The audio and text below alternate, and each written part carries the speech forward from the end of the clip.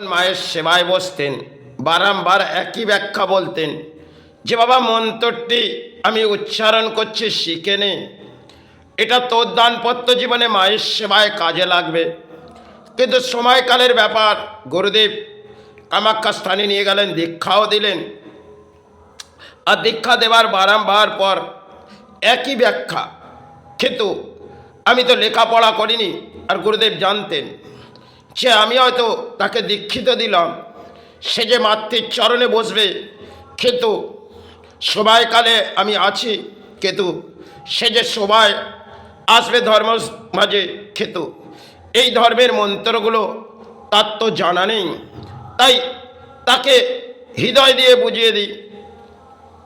তা গুরুদেব বারংবার মন্ত্রগুলো উচ্চারণ করতেন, আর সে সমস্ত মন্ত্র আমি ভুলেও যেতাম।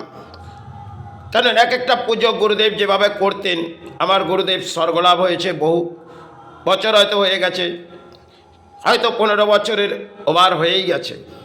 কিন্তু গুরুদেব বারংবার আমাকে ব্যাখ্যা দিতেন। একটা সবাই যখন মায়ের স্থান থেকে ফিরছিলাম, সেটা গুরুদেবের জীবনের শেষ লড়াই ছিল।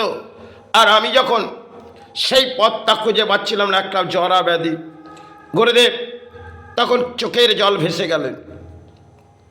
কারণ যখন মায়ের স্থান থেকে গাড়িতে ছেড়ে দিলেন, তিনি একটি ব্যাখ্যা বলে গেলেন, মা আমি তো চলে যাব, মা তুই একে সাহারা করিস। সেটা তার জীবনের ব্যাখ্যা ছিলেন। তিনি হয়তো বলেছিলেন, তিনি বহু বহু ধর্মস্থানে হয়তো কিছু নিয়ে গেলেন, কামাখ্যা স্থানে, সেখানে বুঝে উঠলেন সে লেখাপড়ার যোগ্যতাও নেই, আর তাকে কিভাবে শিক্ষা দেবো, তাহলে আমি নিজে নিজে আবড়ে দেবো, তাতেই তিনি হয়তো এই মন্ত্রগুলো উচ্চারণ করবেন।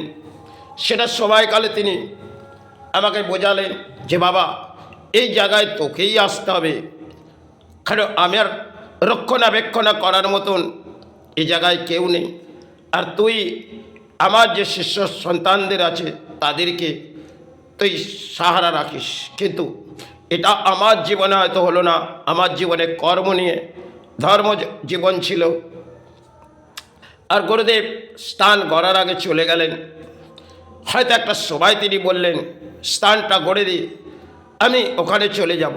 কিন্তু স্থান যা তো গড়তে চালু করলাম বসস্থানের, তার আগেই গুরুদেব একটি বসস্থানের একটি ক্রিয়াকার্যর কাজ করলেন। তার 15 দিনের মাথায় গুরুদেব হসপিটালে চলে গেলেন। তারপরই জীবনের গুরুদেবের অদ্ভুত খেলা চলে এলো। সেটা আমি যতটা পেরেছি আমার দানপত্য জীবনে আমি রক্ষার মাঝে গেছি। কিন্তু তাতে গুরুদেব হয়তো সময়কালে হয়তো তার জীবনের এটাই দানপত্য ছিল, সে সবাই তিনি চলে যাবেন। আর যাওয়ার আগে বেশ কিছু ব্যাখ্যা ধর্মের বলতেন বটে, সেটা আমি হৃদয়ে অতটা নিতাম না। কেন একদিকে কর্ম চলতে, আবার হয়তো গুরুদেবের সাথে গিয়ে কালীঘাট স্থান এবং কখনো কখনো কামাখ্যা স্থান গুরুদেবের সাথেই যেতাম। সেটা জীবনের মাঝ দিয়ে কেটেছিলেন একটা সময়। আজ তো কোনো জানে প্রবেশ করি না, এই স্থানের মাঝে আজ পড়ে আছি। কাল হয়তো মা শ্রীচরণে নিনি, আর মন্ত্র তো কিছুই জানি না।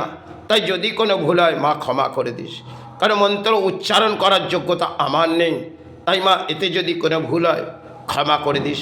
সেবার মাঝে এসেছি মা, শ্রীচরণে নিস, এটাই মানুষ্য জন্মে এসেছি মা, একায়ার মুক্তি দিস।